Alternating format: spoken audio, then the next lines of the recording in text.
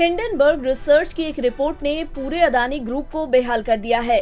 25 जनवरी को इस रिपोर्ट की आने के बाद से अदानी ग्रुप के शेयर संभल नहीं पा रहे हैं। अदानी ग्रुप को हो रहे लॉस का अंदाजा ऐसे लगा लीजिए कि 25 जनवरी से 1 फरवरी तक इस ग्रुप का करीब 9 लाख करोड़ रुपए का मार्केट कैप खत्म हो गया है। यानी इन्वेस्टर्स की इतनी पूंजी अदानी ग्रुप में स्वाहा हो गई। अदानी इंटरप्राइजेज ने 31 जनवरी को भले ही अपने एफपीओ को सफलतापूर्वक पूरा कर लिया और 20,000 करोड़ रुपए जुटाने में सफल रही, लेकिन 1 फरवरी को इसके शेयरों में हुई पिटाई ने ग्रुप को एक बड़ा फैसला लेने पर मजबूर कर दिया। बुधवार रात यानी 1 फरवरी को अदानी ग्रुप ने एफपीओ को कैंसिल कर दिया और कहा कि हम जुटाई गई पूरी पूंजी वापस कर देंगे। अदानी ग्रुप के फाउंडर और चेयरमैन गौतम अडानी ने भी हिंडनबर्ग की रिपोर्ट आने के बाद पहली बार एक वीडियो के जरिए एफपीओ वापस लेने के फैसले की वजह बताई और इसे जायज करार दिया।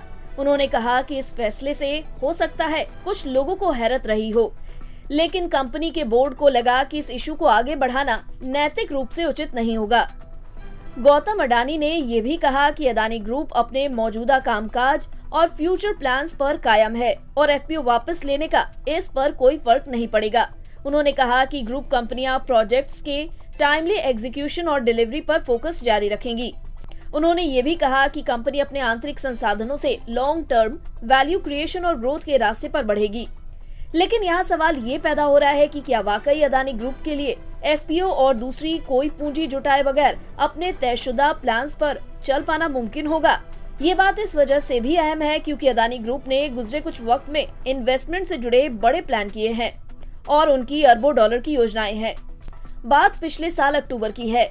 तब अदानी ग्रुप ने कहा था कि वो ग्रीन एनर्जी से लेकर डेटा सेंटर्स और एयरपोर्ट से लेकर हेल्थ केयर तक अपने कारोबार पर 150 अरब डॉलर का इन्वेस्टमेंट करेगा। कंपनी की योजना इतने तगड़े इन्वेस्टमेंट के जरिए 1 लाख करोड़ डॉलर की वैल्यूएशन वाली कंपनियों के क्लब में शामिल होना था। पिछले साल 10 अक्टूबर को अदानी ग्रुप के chief financial officer Jugeshinder Robbie Singh ने ग्रुप की विस्तार योजनाओं का सिलसिलेवार तरीके से ब्यौरा दिया था। 1988 में अदानी ग्रुप की नींव एक ट्रेडिंग कंपनी के तौर पर रखी गई थी और तेजी से ग्रुप ने port, airport, roads, power, renewable energy, power transmission, gas distribution और एफएमसीजी में पैर पसार लिया। अब हाल में कंपनी ने डेटा सेंटर से लेकर एयरपोर्ट, पेट्रोकेमिकल्स, सीमेंट और मीडिया कारोबार में एंट्री की है। ग्रुप की योजना 50 से 70 अरब डॉलर ग्रीन हाइड्रोजन बिजनेस में इन्वेस्ट करने की है। साथ ही अगले 5 से 10 साल में 23 अरब डॉलर ग्रीन एनर्जी पर लगाने की है। ग्रुप इलेक्ट्रिसिटी ट्रांसमिशन पर 7 अरब डॉलर, ट्रांसपोर्ट यूटिलिटी पर 12 अरब डॉलर और रोड सेक्टर पर 5 अरब डॉलर लगाने की है। डेटा सेंटर बिजनेस में ग्रुप का प्लान 6.5 अरब डॉलर लगाने का है। साथ ही एयरपोर्ट्स के लिए ग्रुप की प्लानिंग 9 से 10 अरब डॉलर खर्च करने की है। एसीसी और अंबुजा सीमेंट की खरीद पर ग्रुप का खर्च करीब 10 अरब डॉलर बैठता है।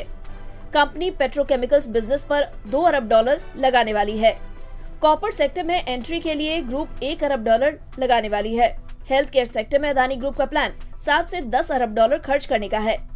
हाल में ही ग्रुप को 20,000 करोड़ रुपए में एशिया के सबसे बड़े स्लम धारावी को रीडेवलप करने का ठेका मिला है।